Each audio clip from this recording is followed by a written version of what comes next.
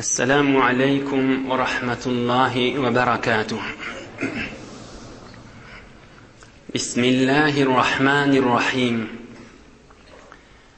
الحمد لله الذي بنعمته وعزته تتم الصالحات وتنزل البركات. الحمد لله الذي هدانا لهذا وما كنا لنهتدي لولا أن هدانا الله، حمدا كثيرا طيبا مباركا فيه. الحمد لله عدد خلقه ورضا نفسه وزنة عرشه ومداد كلماته. اللهم صل وسلم وبارك على حبيبنا وشفيعنا ومولانا قرة عيوننا إمام المتقين أمير الأنبياء سلطان الأولياء سندنا محمد النبي الأمي الأمين، وعلى آله وأصحابه وأزواجه وذريته أجمعين. لا أسألكم عليه أجرا إن أجري إلا على رب العالمين. اللهم وفقني لبيان ما يحتاج الحاضرون إليه وما يصلح أحوالهم. إلهي أنت مقصودنا ورضاك مطلوبنا، فأعطنا كلنا محبتك ومعرفتك. الله تبارك وتعالى hemmeňiziň taat ibadatlaryňyzy, salih amallarňyzy Hudaý için oturşuklaryňyz we mehabbetliňiz içer daşarla, dost ýarla eliniň tutmaňyz, duaýy haýrliňiz lütfu keremi bilen kabul edipde hemmeňize ilwin içeriňiz, dost ýaryňyz, kawmy hyşyňyz, enataňyz, ogul gyzyňyz dünýä we ahir saadet, gönenmek, ýüze aklyk bersin inşallah.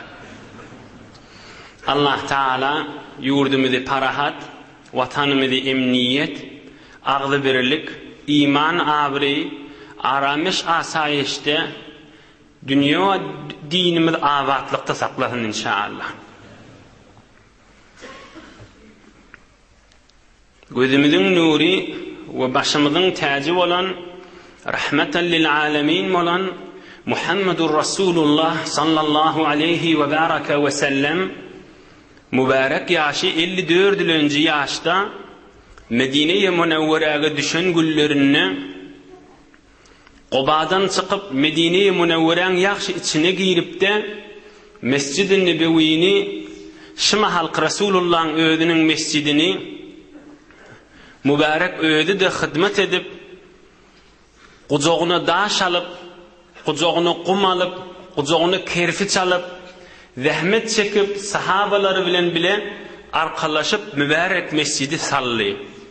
Geçen heftede pek Allah köklediğinden hizmetine de yetiripdik. Hatta sahabalar koşup ve Resulullah canına onlara teşvik bolsun deyip koşkularına cevap verip hoş boluşup Resulullah sallallahu aleyhi ve sellemin mescidini, yani Peygamberlik berilenden sonra ikinci salınan mescid, evvelin salınan mescid Mescid-i Quba ve ikinci salınan mescidde Resulullah sallallahu aleyhi ve sellemin mescidi. Ohan Peygamberimizle kömekleşip, zahmet çekişip, hatta bir sahabalan biri barıp Peygamberimiz daş kerfiç götürüp baryaqa, ya Resulallah, bir maňa daşy sen ýadadyn, sen inni istirahat et, men özüm götürüp äkideýin diýende Peygamberimiz näme diýdi? Meger maňa sowap gerek dälmi diýdi? Saňa sowap gerek bolşýaly maňa da gerek. Saňa Hudaýyň ryzaýety gerek bolşýaly maňa da gerek. Saňa kıyamet gününe ejir gerek, sowap gerek maňa da gerek. Halha başga kerfiç ba, başga daş ba, şolar göteraga bular men özüm alyp getjek diýip Peygamberimiz be her hal geçen hefte gurrüňi geçdi. Oham wa'detdik bir qysgadyk dersini aýdylip, geçen heftede wagt bolmany, beýik Allah köklediğinden bir 5-10 ayga mundan hükmen almaly dersimiz var. Üstünden geçer ýaly gurrüň dälbi. Ha zahmet çekiptir, geçiptir. Peygamberimiz acap mescide zahmet çekiptir, geçiptir. Yok. Ey mümin Müslüman doğalla. Beter de ey cavan doğasla. Ey yaşdaş doğasla. Aya yerin yüzünne, aya tarihi beşeriyette Resulullah sallallahu aleyhi ve sellemin şöçülük ihlas edip ödü dövür kärgerliň, işleýärliň biri ýanak bolup, gujugyny daş alıp, gujugyny kirfi çalıp, hyştiham alıp, kum çekip de şeýt döküp beren bir baş, hiçbir beşeriyet gördüm kamşydy. Muni insaf wucdan bilen aýtmaly. İmanyň üsülen aýtyp ýörmeliler. Hiçbir beşeriyetin gören adam aýşy. Yok gören zady değil. Qat'an tek şu barada ihlas edip işlep adamlaryň biri ýanjak bolup milleti, ummatyny amala saliha çağırıp özü de ulgu bolup işleyen tek rahmeten lil alamin molan Muhammed Mustafa sallallahu aleyhi ve sellem. Bir taassupsuz, bir yalandan zor ve zorsuz bir hakikat görürüm. Aham ikimizin almalı dersimiz. Ey cavan dostlar, inşallah 15-20 yaşındaki dost, günme gün olup barayanırsın. Ayende de seninle şmahalla baha, 30'a vararsın, 40'a vararsın, 50'a vararsın. Huday ömür verse kärrep, her ýagdaýda Allah'ın aýdan wagtyna çeli, öňden işle çıkar, okuyup amal etmeli ratla, elin menen edmeli işle, pulun menen edmeli işle, bir amele salihde, qawqulagas, bir amele salihde, yani Hudaýyň rızayeti bagada şirket etmeli, barıp koşulmalı bir iş gelse, bir neçe adamlar vardır. Bir neçe adamlar vardır. İş bolanna hala kömek etmeli bolsun, hala eli bilen işlemeli bolsun, hala dili bilen okuymalı bolsun, hala beden bilen okuymalı bolsun, açık gitýändir işden. Hiç görünmeýändir. Näme diýip? Hamana zeren adam. Adamlar utdy. Bir tofar sadarak adamları var, şolary işletdiýär. Oňa özü, meselen palanyla sada öz işi bilen ya çaýyna gitýär, ya suwuna gitýär, ya naharyna gitýär. Oňa haçan gelýär. Ahyrrak iş tükünip gelýärka bildirmenjik goşulan bolýar. Bildirmenjik şirket eden bolýar. Meselen baňyşdyk bide. Bide işläp beren adamyň birde. Özü de bilýär, özüne Allah berenligini. Ol adamla da ýeň sesinden çöreýän halkda bilýär, bil adam özüne Allah berenligini. Inni bir özüne näme pikir etdiýär? Öz ýandan özü allanyň öti, halky utuwati maqadiýär. Halky işledip özü oturup özü keyf etdiýär maqadiýär. İşin ahyrına gelip bir meselen ahyr bir adamla şirket etdiňmişdikde meselen bir galmagaly dip ýa bir gurrun edip özüni goşanşyk bolýar. Bizat özüni sogapdan alyp galmakdyr. Bizat halka anlamak däli özüni anlamakdyr. Bizat bereketden galmakdyr. Bizat uljudan ulkan nemetden galmakdyr. Bizat Hudaýyň sogabyndan galmakdyr, ejrinden galmakdyr. Kıyamet ki bazar minun hand, menazil bi a'mal nikud hand. Kıyamet günne qawqulas Hazreti Sa'din iki beytini okuyup berin. Resulullah canın ediyen amalından bir ders alayli. Edip şirket etşini, ha canı oğlu gayrat edin diye kınık şerif gözde oturmandır. Sahabelerimiz gayrat edin diye gözde oturmandır. Siz işler verin ben ödüm ba, taş doğruğunuzda dua edin diye de bolacak ahim yoksa. Ama onu beyik Allah Teala ulgu etip koyuptur. Onu rahmeten lil alemin etip koyuptur. Onu hem taraftan insanları ders etip koyuptur. İnsanlar ağlanmar yali, Hudaýyň rızayetini tafar yali, Allah Teala'nın muhabbetini düşer yali, hiçbir ýagdaýda özlerini ağlamarlar yali, özlerini ağlamazlar yali. Merd amal bolup da orta özlerini oklarlar yali. Hazreti Sa'di aleyhirrahman ämediýär, kıyamet ki bazar minun hand, menazil bi a'mal nikud hand. Kıyamette beşti adamların gözünün alını kökedilen ne? Her kimin amalına göre derece verilecek. Hudaý Taala Kur'an-ı Kerim'de kan aydiye amalyňy da wara berjekmen diye on okuyjak bolsak bu gürrüňden çykmaly boljak. Oham aýdypdyr ke bazar çendan ke aken deter tuhid astra dil peraken deter. Ey jawan dost, ke bazar çendan ke aken deter tuhid astra dil peraken deter. Bir yerik bazara barsaň, bir başga ýurda ya başga şähre ya öz bazaryna barsaň, zatly hiwir ardan kän zatlar satylyp duran bolsa, şonda näme bolar? Tuhidastra dil peraken deter. Pulunu alıp gelmediği adam ah çeker. Näme diýip, men näme pulunu alyp gaýtmandyryn, jinsler dökülip öti diýip. Näjirek nimetli, näjirek zatly dökülip öti, men pul alyp gaýtmandyryn diýip ah çekmedimi? Ke bazar çendan ki aken deter. Tuhidastra dil peraken deter. Oglan gürrüň däl, ey hacı ağa, ey ulukan ağa, ey jawan dost. Ödünü Allah'ta, ol kıyamatta her kimin amalını verecek dereceden galagamayliň.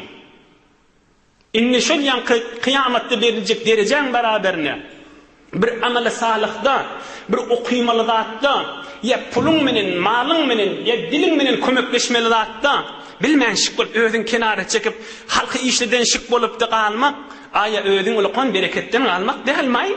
Aya şu derecelerden galmak dälmi? Aya ödüňi anlamak dälmi?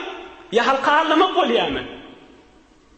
Halka anlamak däl. Elbetde fakat ödüňi anlamak we ol derecelerden kıyamet günneki beheştiň bazara rawnak bolup da her kim ödüniň amalyna göre cennetin derecelerini alyp otyka, men näme pul alyp gaýtmandyryn? Yani men näme ajr, näme mazd, näme sowab alyp gaýtmandyryn diýip beýle arman bolagamaylyň.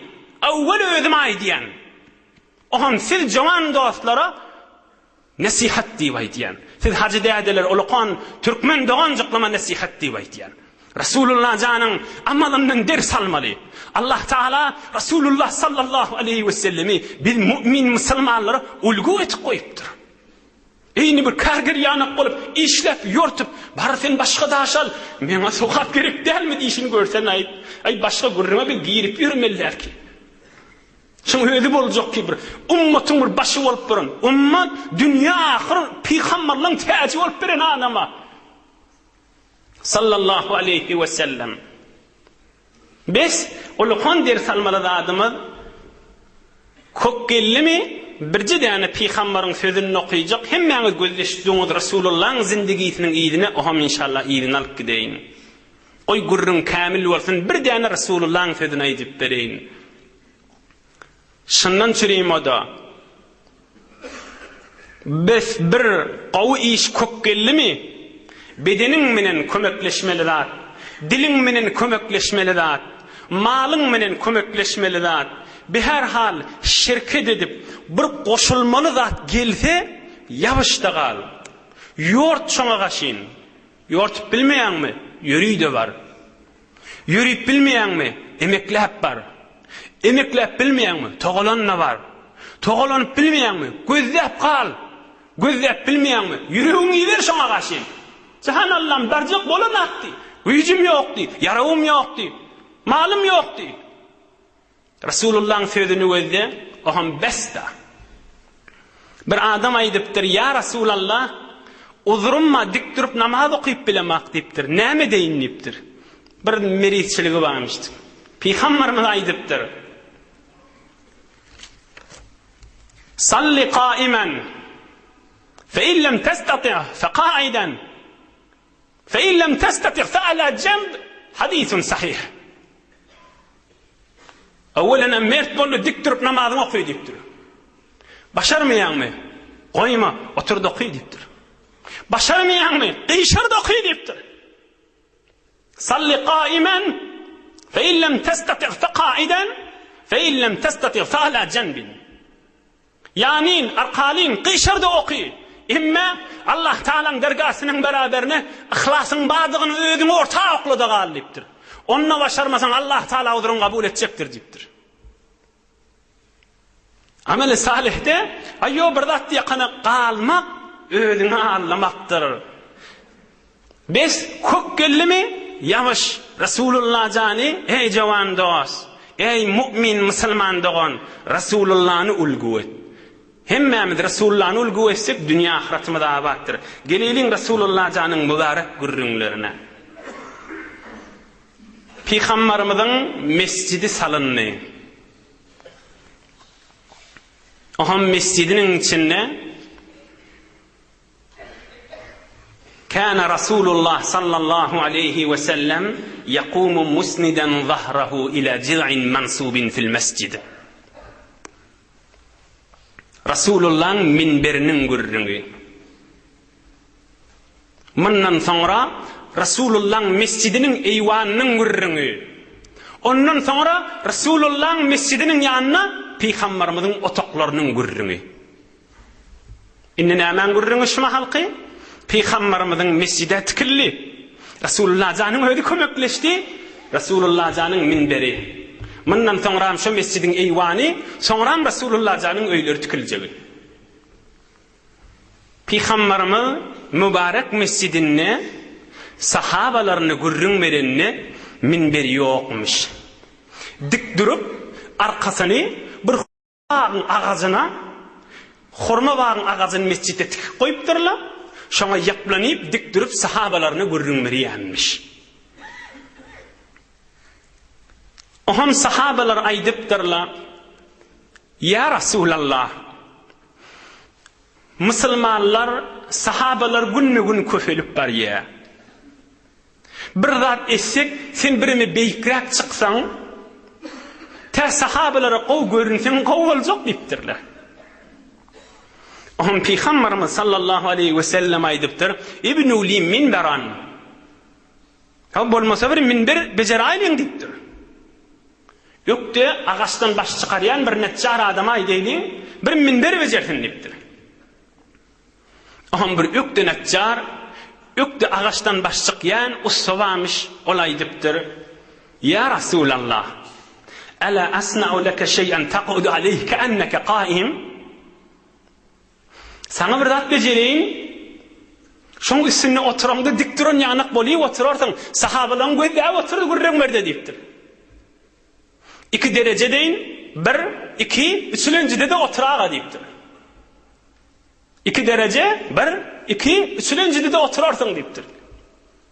Peygamberimiz maslahat diýipdir.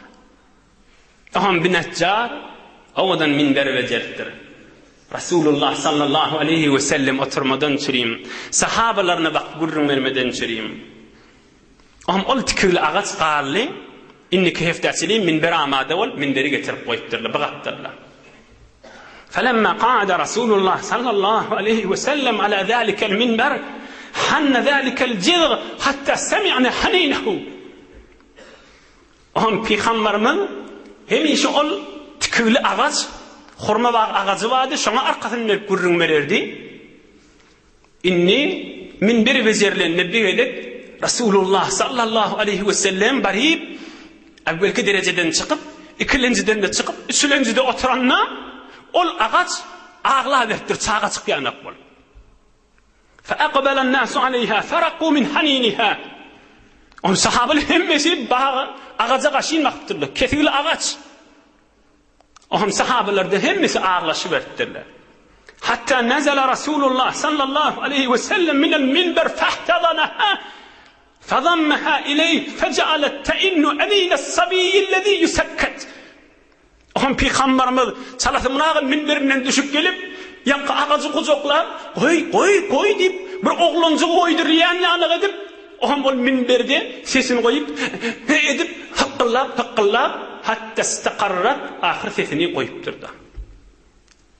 İnni Rasulullah sallallahu aleyhi ve sellem hemişe maňa arkasyny berip, arkasyny yaplap Allah Taala'ny hamd edip, Hudaýa sana edip, sahabalaryna wagt berýärdi. Inni menden Rasulullah aýrylşdy, inni maňa arkasyny bermedi diýip, şoňa jydamany ağlapdyr. Ağaç ağlapdyr, Rasulullah sallallahu aleyhi ve sellem menden aýrylşdy diýip. Aham Peygamberimiz sallallahu aleyhi ve sellem kucaklarına koy deyip bir çağa koyduryan yani onu koyduruptur. Aham aýdypdyr, aya seni bir ekip koyayım, tam miwan berilip dursun kıyamata sebi şojura boljakmy? Ya seni şimdi minberimin eteğinde seni gömdüreyin bir adam zaylanan yali. Ta kıyamatta seninle çıkıp da behişti olup da behiştin bir bağları olup tamam evliya adamlar, behişti adamlar sen mivandan yol sırlar mı deyiptir. Ahamalay deyiptir. Bir dünya her hasanetçiliği de olsa bir gün tököner. Men şol cennetin bağı olasım geliyor deyiptir. Peygamberimiz sallallahu aleyhi ve sellem fe emara Resulullah sallallahu aleyhi ve sellem biha fedufinet tahta minberihi. Doğru minberinin eteğine cahil adam cahiliyen yani akbar. قال البيهقي هذه الأحاديث في أمر الحنانة كلها صحيحة şolaydylan gurrundan hemmesi şol sütun marada Peygamberimizin sütunun ağlarının barasında tamam sahih senetli gurrunçylan hemmesi. Häzir şundan bir qysgaçyk ders almaqa bir 2 daqiqa gurrun aýdyp bereyim. Bir wagtda birine şuurun tarif etseňiz Resulullah'ın bir mucizelerinin biri, peygamberlere bolýan zat mucize, evliyalara bolýan zat keramat. Türkmen ahullymyzyň Qaraxun nişan bir teberrik ahun geçipdir. Oğlun wagtynda sallançakda ýatyka, ağlarına sallançak özi urilýänmişdik. Keramatdır da evliyalardan çyry. Her haçan ağlarına sallançak içindeka sallançak özi urilýänmişdik. Emma bir Resulullah sallallahu aleyhi ve sellem'den çyry mucizedir. Hi bir ağaçta keplecek mi? Hi ağaç demeger kepleýärmi? Bolmajak zat diýse, ay Hazreti Mevlana Allah günäsini geçsin, Allah jaýyny cennet etsin bir beýtde bir jogap beripdir, altynyň suwy bilen ýazyp goýmaly. Bazaban gerçi töhmet mi nehand. Destu fahaşan gavahi mi dehand. Bazaban gerçi töhmet mi nehand. Destu fahaşan gavahi mi dehand. Şayet bir adam bunu inkar etsin, hi boljak zat mı? Ağaçta keplesin diýsin. Şol şey diýip keplep duran adamyň özi, el ayağının özi şoňa şayet diýipdir. Yani ey dostlar, ol düşüneýin, bir aýyrlan adamyň el ayağı gymyladyp bilýärmi el ayagyny? Ýok, ağaç ýanyk bolup ýatyr. Näme diýip? Ruhu çıkıptır içinden. Sen men el ayağımda oynap otyr. Ruh şoňa destur berip otyr, el ayakda oýnaýa. Emma ol aýyrlan adamyň içiniň ruhy ýok, el ayağı ağaç ýanyk bolup ýatyr, gymyladyp da bilen. Hop, Hudaý da oňa ruh beripdir. Lämeden çyrim taimki sahabalary eşitdirsin. Resulullah'a aşıkdygyny, Resulullah'a mehebbeti wadygyny, Resulullah'dan aýrylşaty gelmeýänligini eşitdirer ýaly ruh beripdir, o da kepläpdir. Näme işgaly başy gurrun? Ýereti müşkilşiň, ýereti zihni girmeýär. Ol adam iki aýdýa, ýok babacan, näjire keplesin diýen adamyň özüne, el ayagyň özi olkan delil. Sen el ayagyň nähili gymylaýa? Ağaç taşydy bir däne. Aýyrlan adamyň el ayagy ağaç dämmeger. Bilen de el ayagyň ağaçdyr da ýene bölek etşila. Nähili gymylaýa şi? Şonu häzir ruhumyz bar içimizde. Hop Hudaý Taala da şol ağaca ruh beripdir. Taýinki izhar mehebbet etsin, ibraz mehebbet etsin. Alem cihana eşitdirsin. Resulullah aşykdygyny. Näme işgaly başy? Hiç işgali yoktur. Geleylim öz gurrunmudur, öz dersimidir. Bir ağaç ağlap kalıptır. Ayaşı gurrun bol kalmalı mı? Peygamberimizden bir mucize hava olukan da vağana Resulullah aşıkmıştı kallı mı şey? Yok. Şonu gören sahabalar var ha. Şu vakaan gören sahabalar. Sonram oğul giydilerine şonu görmedik adamlara şu gurrunu aydıp ağlap ağaç yanık bir bolcak bolayın bir kesigli ağaç çabur bolavereyliğin Resulullah aşık bolavereyliğin deyip ağlap özlerinden çürüyüm ders alyanmıştıklar. Sonram olardan eşten adamlarda bir merekede Resulullah'ın mehabbetinden gurrun merellerine ey cemaat bir vakt Resulullah sallallahu aleyhi ve sellemin yaplanıp duryan ağacı ağlaptır Resulullah aşık bolup ağaç sabır bolavereyliň Resulullah aşkymyz bolaversin deyip olar da ağlap gurrun berýänmişdikler. Bizlerde bir döwre gelipdir. Ağaç kepläpdir, ağaç Resulullah aşyk bolupdyr geçirmeýliň. Özümizden çürüm ders alaýlyň. Bigat Resulullah'ın kelamını eşdiyas, Resulullah'ın siretinden eşdiyas, mübarek zindigi namalarından eşdiyas, azanlı namazın içinde adın tutup salavatlar okuyas, ışkımız, muhabbetimiz nahil. Aham gel ta kimin devretine, 500-600 yıl Resulullah'dan sonra Hazreti Celaleddin Rumi'nin devresine, ol namediye yankı Resulullah'ın minberi varada. Ustune hannane az hicri Resul. 3-4 beytini okuyacak, kan okuyacak. Ustune hannane az hicri Resul. Nale mizet hemçi erbabe ukul. Resulullah'ın sütünü eyni akıllı adam yanak bolup ağlamağa duruptur. Qallı mı görün? Yok, iyidi var. Goft peygamber çıkahi ey sütun. Goft canım az feragat gaşt khun. Aham Resulullah aydiptir ey minber namul yasana diptir. Aham minber aydiptir gof canım as feragat gaşt khun. Sen menden ayrışana yüreğim kan mol parya diptir. Mesnedet menbudem azmen taxti bersere minber to mesnet saxti. Odal bana yaplanıp sen halka gurrun ederdin. Odal bana yaplanıp Hudayı zikrederdin. Odal bana yaplanıp da milleti nasihat ederdin. Bersere minber to mesnet saxti. Indi minbere çıktın menden ayrıştın diptir. Aham iyidinden peygamberimiz sorattır. Hop sen näme olacak dip ona cevap berdir. Ağaç ona Hazreti Mevlana diye. Goft an khahem ki daim şut baqaş. Bişnu ey gafil kemez çubi nebaş. Aham ahir näme olacak? Men cenneti olacak diptir. Ey gafil adam, eşit buyurun. Ağaçtan etek bolama. Ağaçtan pes bolama. Ağaç savur bolaver dip bir daha da dersini aytiptir bizlerden çürüyüp. Beşnu ey gafil kemez çubi nebaş.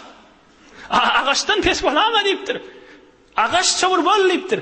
Yine bir de hikayesini ayda kana koymandır Hazreti Mevlana Kuddise sirru.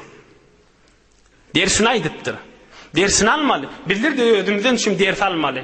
Muhabbet, nemen sünne ve ya Resulullah muhabbet. Salavat okuymak bilen. Sünnetine tabi olmak bilen. Resulullah canın sünnetinin izine düşmek bilen. Peygamberimiz ağzalanını ey Resulullah'ın görünen ayet göreyinip kulak asmak bilen. Şizirek oturmağınız bilen Resulullah'ın siretine, Resulullah'ın zindigi namasına şirket etmek bilen.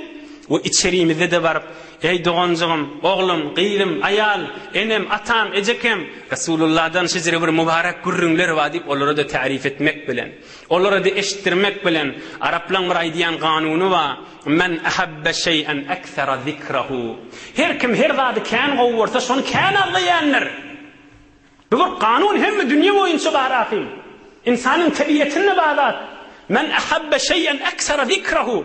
Her kim her vadı kan qovursa kan anlayan şonu. Kan ağda Resulullah cani muhabbetin madığı belli olsun. Birci yani Peygamberimizin bir mübarek gurrunu da değil, Peygamberimiz bize ettiyen muhabbetinden bir teberrüken aydeyin inşallah am gurrun iyidin alkı değil. Hadir vaktimiz kan. Näme gurrun? Gurrun şey, ey mümin Müslüman doğallah. Peygamberimiz bize nahilli muhabbet ettiye. Şonu bir göreyim, bir Peygamberimize muhabbet etişimiz am öyle var fikredeyip oturuvereyim. Tala Resulullah sallallahu aleyhi ve sellem kanal bir 4-5 setrin içinde. Bir vakt Peygamberimiz Kur'an-ı Kerim'den bir neçe ayetleri tilavet edip okuyup duranmış.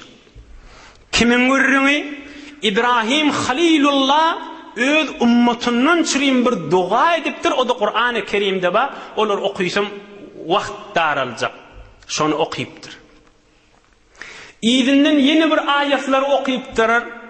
O ayette İsa ruhullah ummatına edin duası var. Qav düşüneyliyim gurrunu. Ola kan gurrunu. Kur'an'dan bir ayetleri okuyuptur. Onun içinde ne ama? İbrahim Halilullah ummatına edin duaları var. Sonra bir ayetleri okuyuptur onna İsa ruhullah ummatına edin duaları var. O ham şoları okuyup da ferafa'a yedeyhi ve kâle Allahümme ümmeti ümmeti.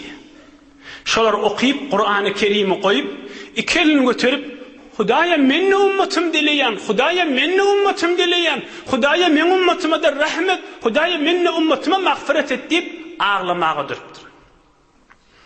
Hudaý Taala Cibril ferişte aýdypdyr. Ya Cibril, izhab ila Muhammed sallallahu aleyhi ve sellem ve rabbuka a'lem feselhu ma yubkika. Ey Cibril dipdir. Barda Muhammed Peygamberden sallallahu aleyhi ve sellem sonra Hudaý bilýär, bu gurrun sebep bolup da bizlere ders bolar ýaly soal jogap bolýar. Barda şondan sonra näme men Habibim ağlaýar dipdir. Cibril ferişte gelipdir Resulullah'ın yanında. Hudaý aýdýar, ey Muhammed näme ağlaýan dip özü de senden menden gawy bilýär. Aham Resulullah sallallahu aleyhi ve sellem Cibril ferişte aýdypdyr, gözlerinden ýaş döküp İbrahim Halilullah ummatına dua edipdir. İsa Ruhullah ummatına dua edipdir. Men ummatyma gaýga diýen, men ummatyma dua edýän dip buyur ağlap dua etýänler dipdir. Cibril ferişte de Allah Zul Celale aýdypdyr. Muhammed sallallahu aleyhi ve sellem şey diýär dip. فقال الله عز وجل يا جبريل اذهب إلى محمد صلى الله عليه وسلم فقل إنا سنرضيك في أمتك ولا نسوءك حديث صحيح رواه الإمام مسلم. Ey Cibril dipdir. Bardaşı Muhammed'e ayt dipdir. Narahat bolup durmasın. Men Hudaý zamyn boýnalýan şu Muhammedi ummaty barada razy edeýin, şonu men ýüregini ýakyp goýmaýyn dipdir. Ey can dostlar, ey jowan dostlar, evvel özüň ey keplep duran, ey eşitip duran doganjyklar, bir mehabbet näme? Bir Allah Taala'nın ýanynyň izzeti derejesi näme? Bir ummaty Resulullah'ın mehabbeti näme? Gözünden ýaşakdyryp Hudaýdan dilawati, oham Hudaý Taala'da ey Muhammed, menden çirim narahat bolma, men Hudaý seni razy edin, we la nasuuk, men kıyamatda ummatyň marada seni narahat edip goýmaýyn dipdir. Menden aňyrda näme derece gerek bizlerden çirim. Aya biz gözlemizden çirim ömrümizi birgedek Resulullah'ın ışkyna gözümizden ýaş akdymy. Bir yalandan da bolsa bir halvat ýerde aktyrmadyk-my? Özümüz hesabını çekaýlyň da. Ben üstünde dursam bir mübarek gürrüňlerden çykmaly boljak. Ol ha minberiň gürrüňi bolly. Resulullah janyň ýaplanýan agazy minberde bejerli, indemeýlek minbere geçdi. Mescidin eýwanynyň gürrüňi. Baqiya haitun fi muakharatil mescidin nabawi. فأمر النبي المصطفى صلى الله عليه وسلم فأقيمت ظلة من الجريد على قوائم من الجذوع فأطلق عليه اسم الصفة مسجدin arkasına imam mihrab durýar, mihrabın da arkasında gaf tarapda giň boş yer galypdyr. Peygamberimiz gözläpdir, gördik giň boş yer we bitadan bir eýwan mejereliň diýipdir. Sütün tüküpdir, Resulullah buyurupdir, sütün tükün diýipdir. Üstüni de hurman şakatyny oklaň, etegine öýlere barp bilmeýän, her yerden gelýän musafirlara jaý bolsun ştaý diýipdir. Mescidin eýwany bolup, soňram täşe zamany içeli tamam tarih kitaplarda ona suffat diýip aýdylýar. Eýwanjyk diýdi. Ohum şonda ýaşaýan sahabalara ehlus suffa diýilýär. Onna bolýan adamlar başga yerlerden göçüp barýan adamlarmış. Her kim musulman bolup da Medine-i Munawwaraga gelenne Peygamberimiz şonu Medineli bir adama tapşyrýanmış. Bir tapşyrar ýany kim adam tapmasa, hal mescidin eýwanyna gaşyn baraga şu taýyň jaýyň bolsun diýänmiş. Näçe nefer dagy bolsalar gowşalar. 100 sahaba dagy bolupdyrlar. 100 nefere golaýmışdy. Köplerçe senetli tarih kitaplarda iki atlaryny aýtýar şolam. Falani. Belli bir öýü ýok, belli bir barjak ýeri ýok. ya tapşırır yanıq şoňa bir çem adam ýok Medine'de. Ýoksa her kim aňyrdan gelse, Peýgamberimiz Medineli bir sahaba tapşyrýanmyş. Şin öýüňe git, naharyň suwuny ber, Qur'an öwret, din öwret, namaz öwret diýip şoňa täbir berýänmiş. Ve her hal kok gelmedik adamı da şol mescidin eýwanyny berýänmiş. Bir memnun wagt geçiberenne mescidin eýwanynyň gurrüňini tamam edeýin. Bir memnun wagt geçiberenne Medineli öýü we haýyady we güni we yeri we ýurdy we şolardan şolun ýaşaýyşyndan hoş gelip bulara gelip goşulan nagdy boluberipdir. Öýdi Medineli ha, öýde we haýyady da we emmeşinin bir zindagisi üýüşip hemmeler bir tüýsli ýaşap otyla tamam garyplykda. Köpsüniň de kan şolar gören 70 sınna gördüm diye diýdi bilen göbeginden ýokaryk we göbeginden ýokaryk örter ýanyk parçalar ýokdy. Diýdinden etekde zat ýokdy. Ýöne awratlaryny örter ýanyk parça bolup giderdi diýe şu sahabalar. Aham ýüze golan sahaba Medinelilerden hoşy gelip şolun ýaşaýyşyna aralaryna goşulan boluberipdir. Bula näme etmeli? Mescidin eýwanyna mescidde etikaf etýänmişdikler. Wagt boşmy? Qur'an-ı Kerim okuyýanmışdyklar. Wagtlary geldimi? Qur'anyň ayatlarynyň biri-birini okuşýanmışdyklar. Wagt geldimi? Manalaryny aýtýanmışdyklar. İçiniň derslerini aýtýanmışdyklar. Hudaýy zikr etýänmişdikler. Yeni wagt boldymy?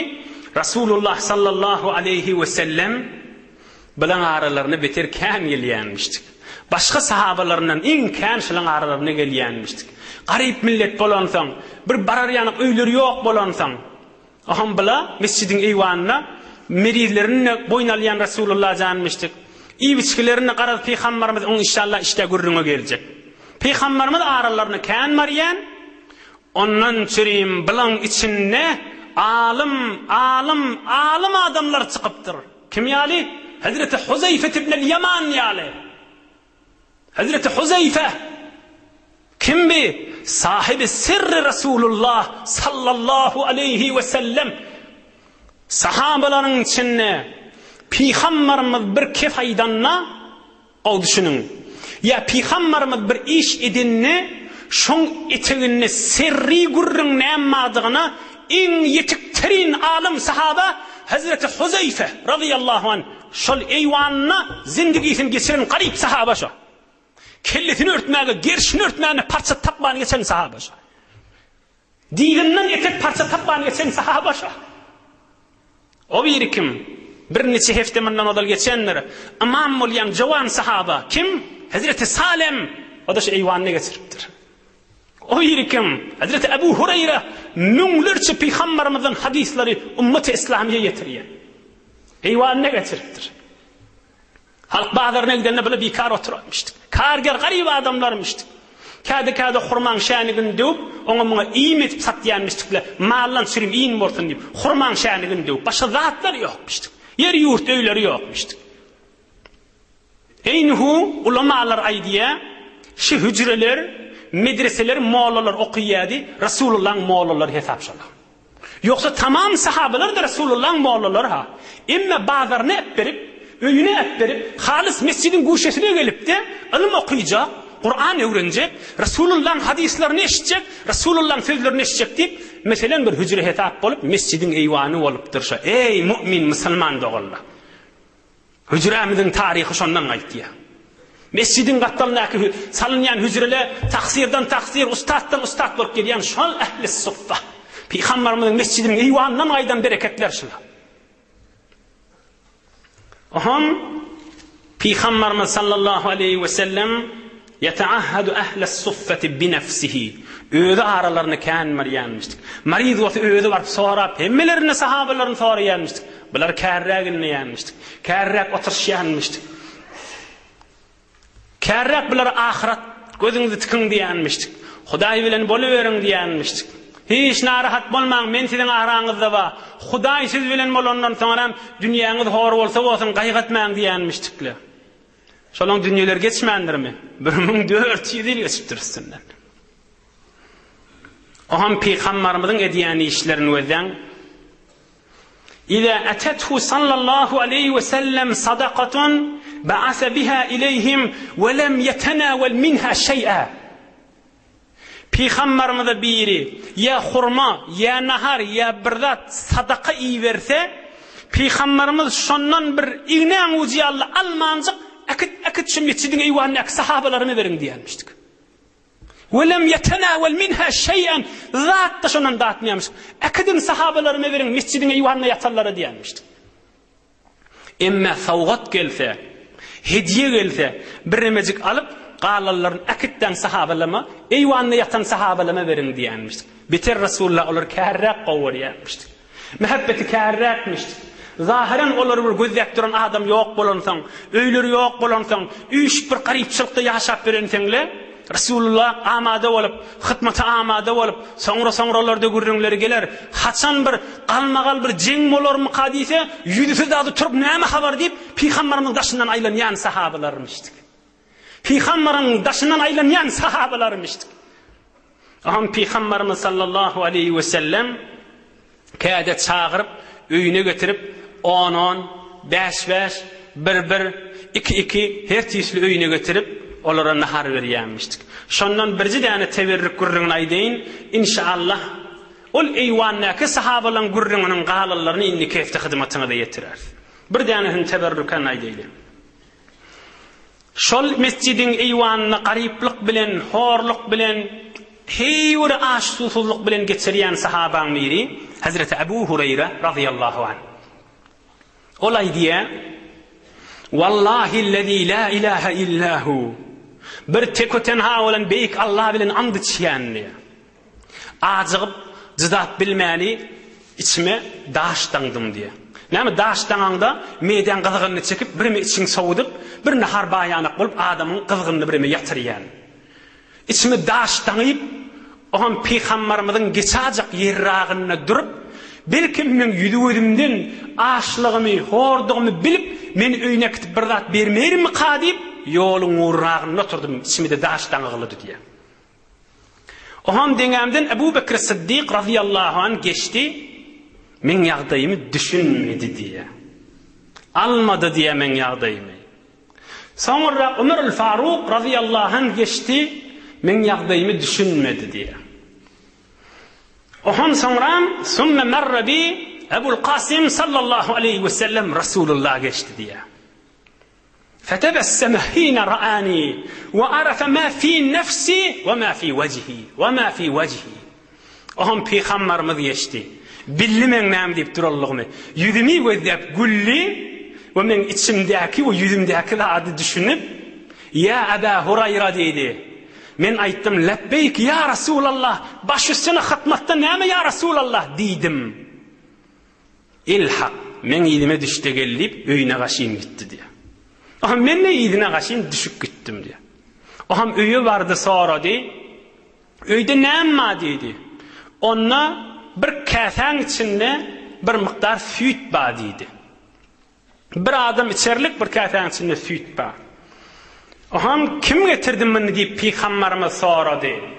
Onna aýdypdyrly öýüň içindäki Peygamberimiziň denanalarynyň biri, bir musulmanlaryň eneleriniň biri aýdypdyr. Muny falan ile sana sowgat getirdi diýipdirler. Hediýe berdi diýipdirler.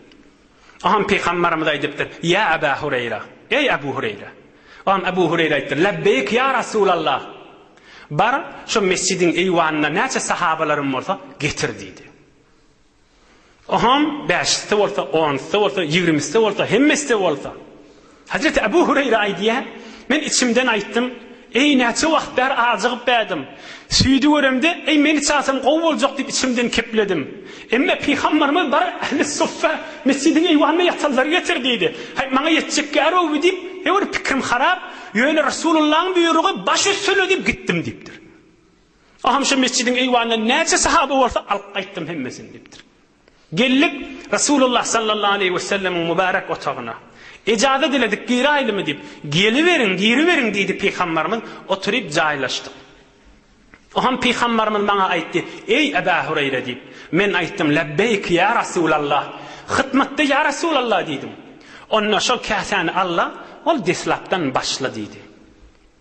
Ohan evvelin sahaba ol eyvandan gelen ol sahaba işti qanni. Ey Ebu Hureyre, lebbeyk ya Resulallah. Elinden Allah o birini verdiydi. O bir allı işti qanni al oham uzattı. Ey Ebu Hureyre, lebbeyk ya Resulallah. İnne o birini ver. O da işti qanni. Ve kad raviyel kavmu kulluhum. Tamam sahabeler qanni. Oham Peygamberimiz aytti. Ey Ebu Hureyre, lebbeyk ya Resulallah. Bir katan barik dedi. فأخذ القدح ونظر إلي وتبسم وقال يا أبا هر قلت لبيك يا رسول الله. Aham Peygamberimiz mübarek kasan elini alıp içimne akıza süydü vezab, meni de vezab gulli. Ey Ebu Hureyre, hemmesi içip qanını meydiydi, men ayttim havu ya Resulallah. Aham aytti ey Ebu Hureyre, lebbeyk ya Resulallah. Bir ikimiz gallık mı deydi? Men ayttim havu ya Resulallah. Onu oturdu keyfetti qanını içinden deydi. Aham men alıp içtim. Oham Peygamber içip bolup da kasan uzattım. Peygamberimiz aytti işrab, yine de içtiydi. Alıp yine de içtim. Oham uzatacak boldum. Peygamberimiz aytti yine de içtiydi. Yine de içtim. Yine uzatacak boldum. Peygamberimiz aytti yine de içtiydi. Yine de içtim. Yine uzattım. Yine aytti yine içtiydi. Ta ahir ya Resulullah can yok inni içmeye dedim dedi. İnni qalanı ödüm içeyin dedi. Oham kasan elini aldı. Hadir de içine süt badi. فحمد الله تعالى وسمى وشرب الفضل حديث صحيح. خدايا شكر olsun, خدايا hamd olsun. Bir kase ve kasan içinde sütü bereket verdi. Bismillahirrahmanirrahim deyip ödü içti deyiptir. Sahih senetli vurdum bir de. Mescidin eyvanına olayan sahabaların mübarek gurrunlarının inşallah beyik Allah köklüdüğünden inni kefte qalan gurrunlarının ve derslerini hizmetine de yetirir inşallah. Huday Teala marizlerimize şefa versin. Musafiratta, hizmette, qurbatta, müşkilli doğalla hemmelerine asan etsin inşallah. Huday Teala yurdumuzu parahat etsin, vatanımızı emniyet etsin, ağdı birlik iman abreyde saklasın inşallah. Bir alham, üç kul huvallah, Suriye Felaq-u Nas qoşup okuyayım, ötürlüğün ruhuna bahşedersin inşallah. Okuyuverin.